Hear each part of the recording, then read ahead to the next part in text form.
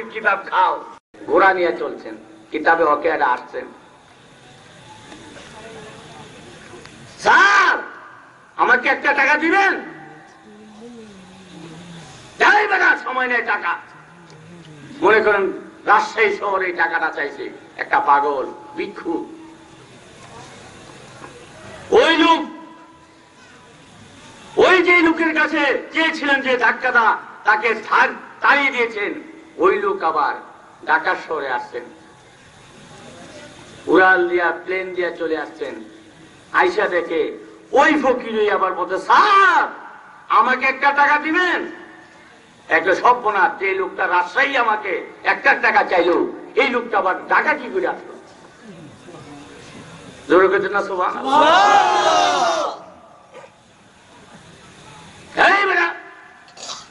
আমার করছি কি চল জায়গাতে। এবার লোকটায় দুইটা হাত সামনে রেখে ঘোড়ার দাঁড়িয়ে গেলেন। এক কদম সামনে যাওয়ার ক্ষমতা তোমার নাই। তুমি চিনো কাকে ধমক দিছ? এক সর্বনাশ, কেড়ে দিয়ে ওই লোকটাকে বললেন, রাজশাহী তুমি আমাকে ধমক দিয়েছ, তুমি প্লেন দিয়া ঢাকা শহরে চলে আসছো, আমিও তোমার সামনে চলে আসছি, তোমার ঠাওর হয় নাই, বুঝ হয় নাই। আমি ভিক্ষুক না, আমি ফকির না, আমি হইলাম আল্লাহর পাঠানো আজরাইল আলাইহিস সালাম। ওই মেয়ে আজরাইলে যদি সামনে এই কথা কয়, খুশ থাকবো? এমনি ফ্যান্টের মধ্যে ভাইনা করে দিচ্ছে। সর্বনাশ, কারে ধমক দিলাম?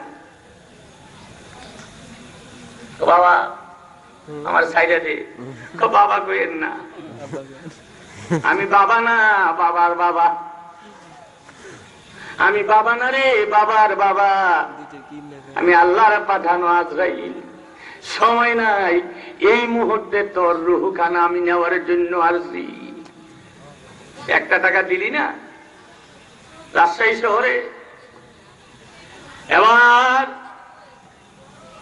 ওই পালোয়ান টাকাওয়ালা দেখে বলেন, বাবারে ও শোন, আমাকে 10টা মিনিটের সময় দে, আমি টেলিফোন করি আমার বাড়িতে, আমার চাবিগুলা সোরানিগুলা কই রেখে আসছি বিবির কাছে। ও না, 1টা মিনিটের সময় দেওয়ার ক্ষমতা আমার নাই, রেডি হইয়া যাও। আর কি করবে, চোখের পানিগুলা ছেড়ে দিয়ে এবার কাঁদে, হায় রে, কার জন্য এই বাড়িঘর সংসার ধর্ম, কার জন্য এই কোটি টাকা, কার জন্য দুনিয়া?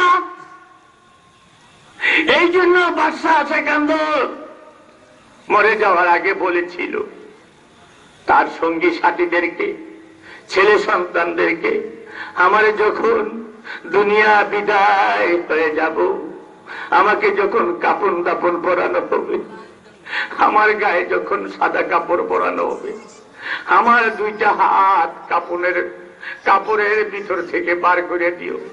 আমি পৃথিবীরে জানাইব, পৃথিবীর মানুষ আমি বাদশাহ সেকান্দর হইয়াও খালি হাতে আল্লাহর কাছে যাই।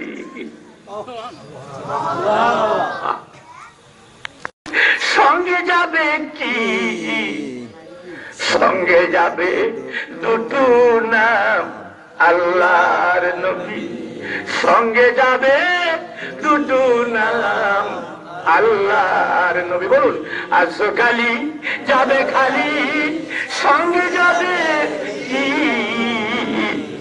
সঙ্গে যাবে দুটো নাম আল্লাহ। আরে জুড়ে বলুন, সঙ্গে যাবে।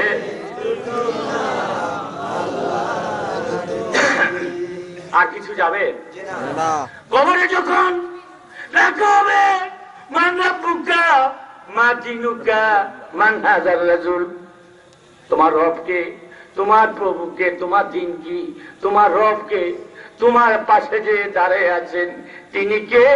আর এই 3টা প্রশ্ন ছাড়া কোনো কিছু হবে না। তিনি কে?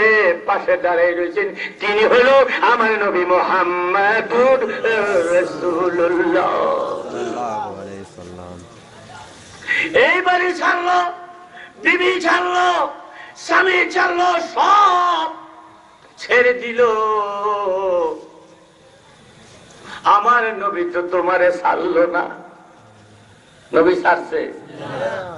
তিনটা লোক যখন কবর নামাবে, একটা লোক যখন লাফ দিয়ে উঠে যাবে, মুদ্রা চিন্তা করেছেন তিনটা লোক যেহেতু আসছেন, তিনটাই লোক বুঝে আমার সঙ্গে যাবে।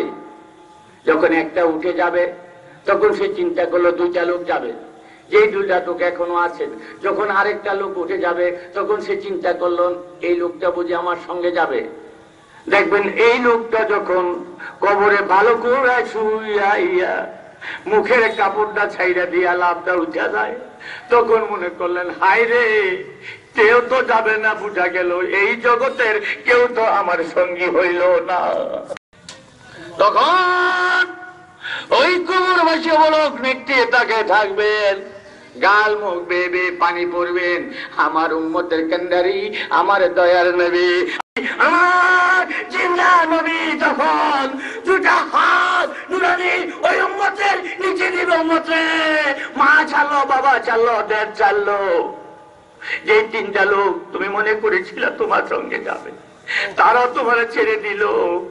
উম্মতে দুনিয়া থেকে আমার নবীর নাম শুনে ইয়া রাসূলুল্লাহ, ইয়া নবী আল্লাহ বলে কেঁদেছো, সবাই ছাড়লো, আমি নবী ছাড়ি নাই।